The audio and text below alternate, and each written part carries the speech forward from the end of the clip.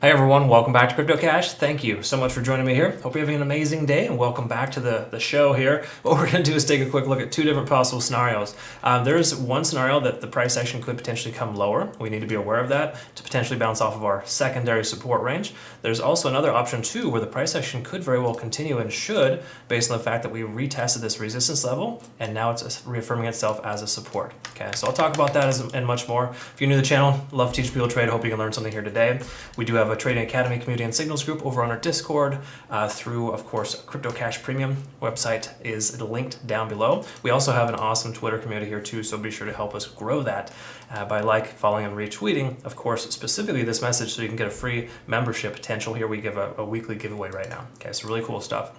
Very last thing to touch on too that is really important to note is that we are affiliated with BitGet. We've been so for some time, but they're offering a very healthy deposit bonus, and then also we have trading competitions with them frequently. Okay, so keep in mind, if you were to just simply use the link to register, you're automatically eligible for this prize pool, upwards of 10,000. They do that roughly every other month, and just the top three get a healthy portion for profit and loss ratio and or trading volume.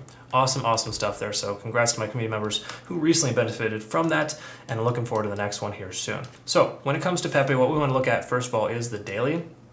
It's kind of not a lot of information, as I mentioned yesterday, but there is some starting to come through here, such as the relative strength index. Now, typically RSI is a longer chart here and kind of tells us that if we're over 50, we're bullish. If we're under 50, we're bearish. That's essentially the concept, but we're just bounced off of 70 in the RSI. That tells us there's a strong chance we will continue this ascending trend.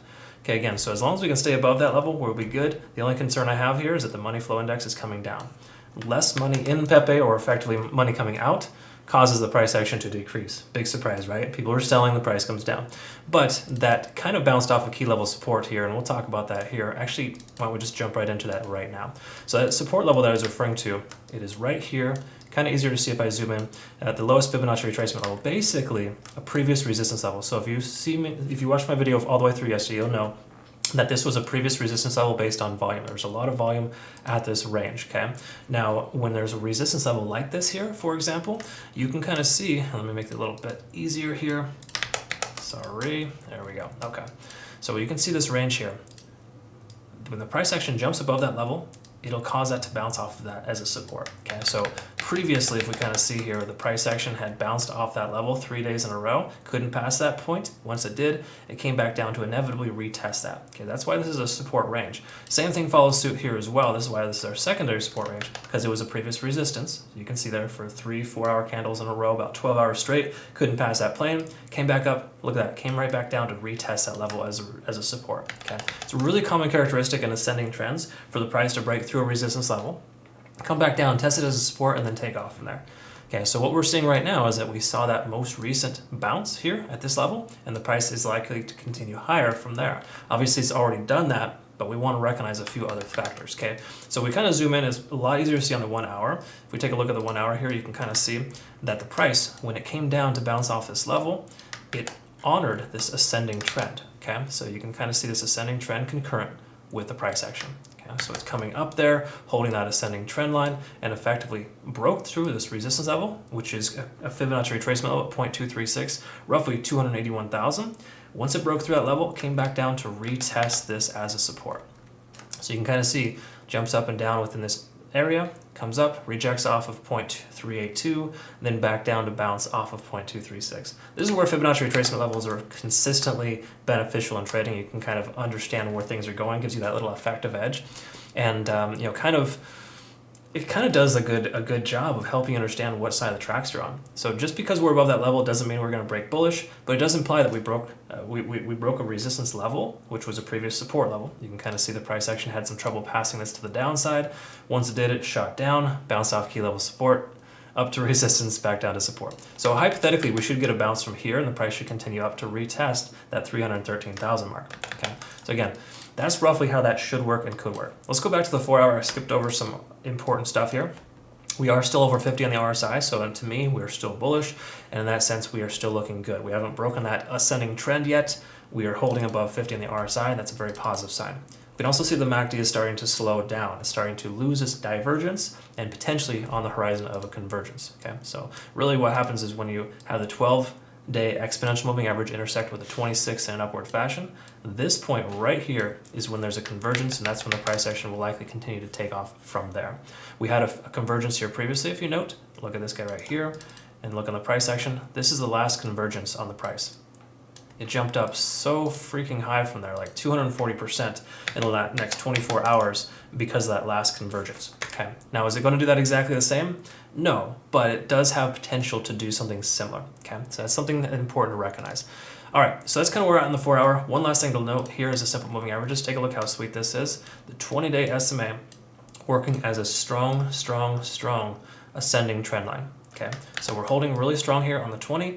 That is fantastic news. We also have a 50 as well. Worst case scenario, the price loses at current price point and it comes sideways, for example, we should be able to bounce off that as well. Okay, but I'm more interested in seeing how this 20-day simple moving average continues to work the price action up. It should continue to move it upwards with this ascending trend. Okay, so again, as I mentioned yesterday, the trend is your friend.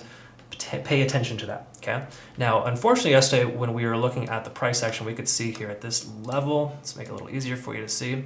We were having higher highs we were having higher lows. Right. It was right here at this point, and then the price just took off to the downside. That being said, we couldn't establish higher highs, and in turn, we couldn't continue to break upwards. Right. So that's a negative sign. However, we look here. Take a look at what happened here. Comes up, works itself into a little bit of a wedge, and the price action took off from there. Okay, so it did produce higher highs and higher lows. That's why this little run here is much more potential, has a lot more potential than the previous one from yesterday. Okay, but the fact that we came down to bounce off the support level is really awesome, as well as the fact that we broke through this key level resistance, working as a support now.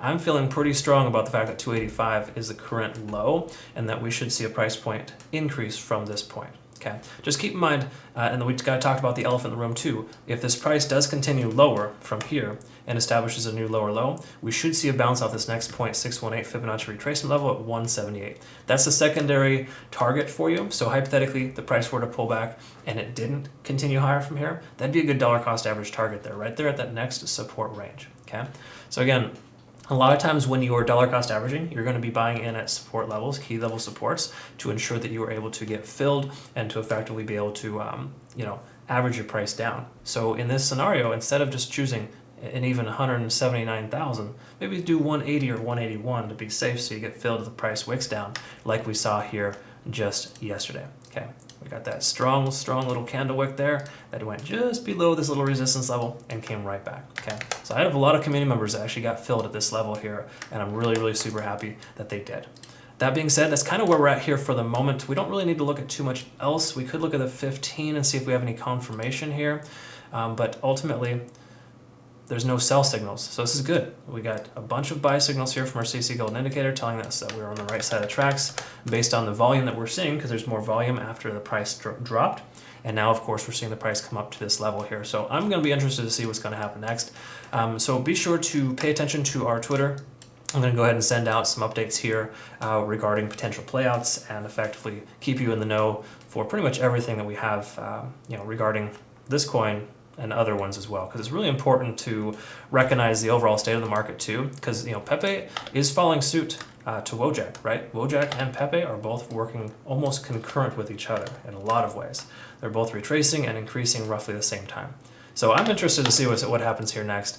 I'm happy that you joined me. Thank you again so much for that. We'll look forward to seeing you on the next video. Have a great rest of your day. We'll see you soon.